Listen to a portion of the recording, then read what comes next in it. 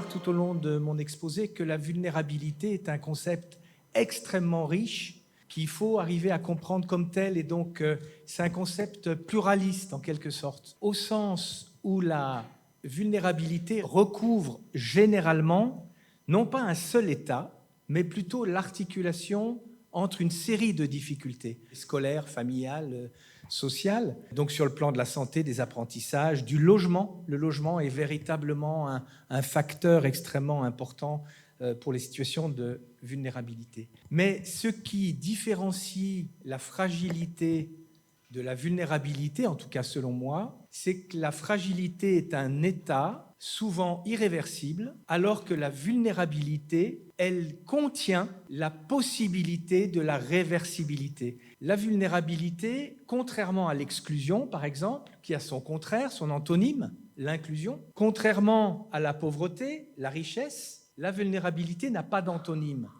Vous pouvez dire invulnérabilité, mais qui d'entre nous pourrait dire qu'il est invulnérable? Superman?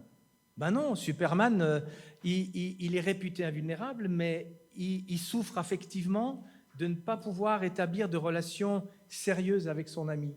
Il est vulnérable relationnellement.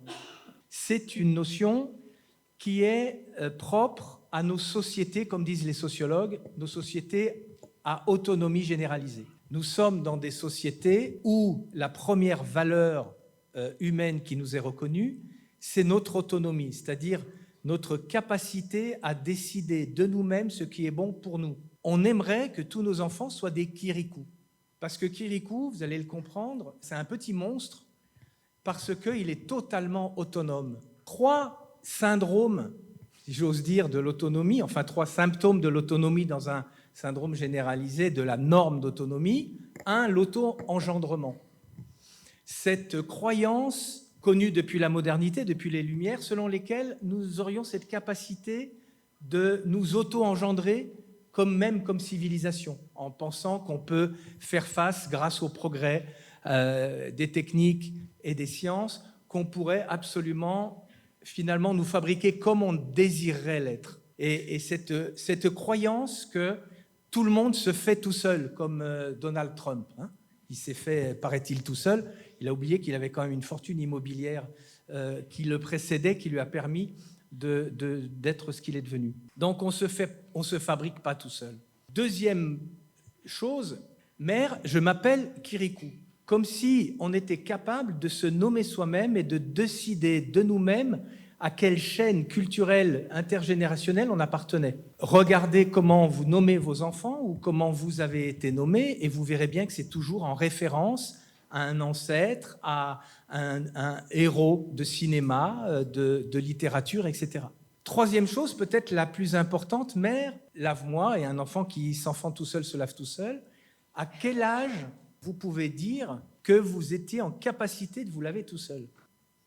6 ans? Non, vous pouvez... tout seul, c'est-à-dire sans que les parents soient là, autour de vous, en disant ça poque un peu, tu crois pas que... Voilà quelqu'un qui a du bon sens, 18 ans, j'entends en bas. Vous voyez, se laver tout seul demande un apprentissage extrêmement long. Combien de fois, en tant que parents, nous avons dit à nos enfants, déjà bien sûr pour apprendre les gestes, mais pour amener les enfants à le faire seuls, et ensuite à le faire seuls sans qu'on leur demande, etc. C'est extrêmement long. Et donc, ça montre bien à quel point l'autonomie n'est absolument pas un état initial, mais quelque chose qui est le résultat d'un très long apprentissage collectif. Or, dans notre société libérale, avancée, capitaliste, etc., je parle comme un sociologue, l'autonomie est une injonction caractérisée, mais qui est souvent mal traduite et qui est traduite par indépendance. C'est-à-dire qu'on pense que quelqu'un qui est autonome se fait tout seul, pense tout seul, doit se débrouiller tout seul. Or, précisément, c'est tout l'inverse. Quelqu'un qui est véritablement en capacité de choisir ce qui est bon pour lui est quelqu'un qui jouit d'un environnement extrêmement puissant, solide. Donc, la vulnérabilité, c'est en fait le revers de la médaille de cette norme d'autonomie. On parle finalement bien souvent de vulnérabilité pour arriver à qualifier les difficultés à être autonome. 3 sources fondamentales de la reconnaissance. Donc, je vais vite sur cette question, la confiance en soi, qui est la relation d'attachement précoce et absolument tout à fait importante avec les parents ou faisant office de parents. La deuxième sphère de reconnaissance, c'est le respect. C'est-à-dire que souvent, c'est les enfants qui ne sont pas respectés à l'école, ils ne sont pas bons, ils n'ont pas les papiers, c'est-à-dire ils n'ont pas le bon bulletin. Ce n'est pas forcément des mauvaises notes, mais un bon bulletin, c'est un enfant qui progresse, un enfant qui fait des efforts, etc. Et quand il n'a pas cette reconnaissance-là, c'est comme un migrant qui n'a pas de papier, il n'a pas de statut, il n'a pas d'existence finalement juridique quasiment, et du coup, il est invisible et il y a un déni de reconnaissance sur ce plan social extrêmement vulnérabilisant. Et la troisième sphère de reconnaissance, c'est l'estime de soi. L'estime de soi, c'est la capacité à être reconnu comme étant utile pour la société. Vous voyez, confiance, respect, estime, la vulnérabilité, elle se met en marche lorsque, justement, ces différentes sphères de reconnaissance ne sont pas assurées.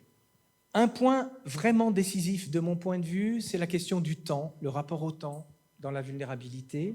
Quelqu'un de vulnérable, c'est quelqu'un qui est surexposé au risque, qui peut en même temps bien s'en sortir, mais le risque, et vous l'avez dit, c'est toujours imprévisible.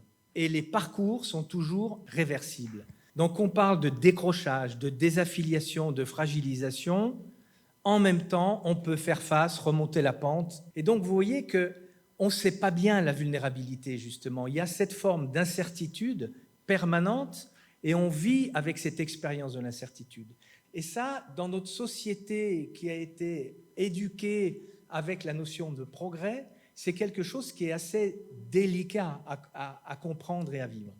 Donc avec incertitude vient un dernier mot sur cette définition de vulnérabilité, l'instabilité. Les parcours de vulnérabilité sont plus des parcours d'instabilité que les conséquences d'états déficitaires ou d'états de fragilité. On est tous vulnérables, il n'y a pas de vulnérabilité en soi, il y a bien des facteurs déclenchants, il y a bien des immanences, mais la vulnérabilité se manifeste dans des parcours d'instabilité qui sont susceptibles de rupture dans l'accompagnement ou dans le soin.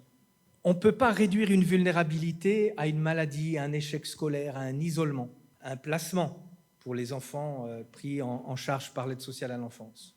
Mais, en revanche, dès qu'il y a des parcours d'instabilité dans l'accompagnement, dans le soin, dès qu'il y a une rupture dans la continuité de l'accompagnement, la vulnérabilité se donne à voir d'une façon très forte. De même que vous avez des agents de la maintenance informatique, la maintenance des bâtiments, le gros enjeu dans la prévention de la vulnérabilité, de mon point de vue, c'est la maintenance du lien d'estime, du lien de confiance, du lien de respect des personnes. Et cette maintenance a une très très belle étymologie. Ça vient du latin manutenere, qui veut dire tenir la main. L'enjeu vraiment de la maintenance, c'est d'être toujours là pour pouvoir retenir, maintenir, soutenir le lien, parce que toute forme de décrochage, justement, c'est le début d'une fragilisation forte. Donc, si je résumais en 4 mots, c'est pas la médecine des 5 P, c'est la sociologie des 4 P. Prudence, patience et petits pas. Et donc, c'est le titre d'une bande dessinée que nous avons coproduite avec la métropole de Lyon. Et si vous tapez sur le web patience, prudence et petits pas, vous pourrez télécharger cet ouvrage de sociologie dessinée dans lequel vous retrouverez des choses que j'ai pu vous dire ce matin. Et je vous remercie pour votre patience.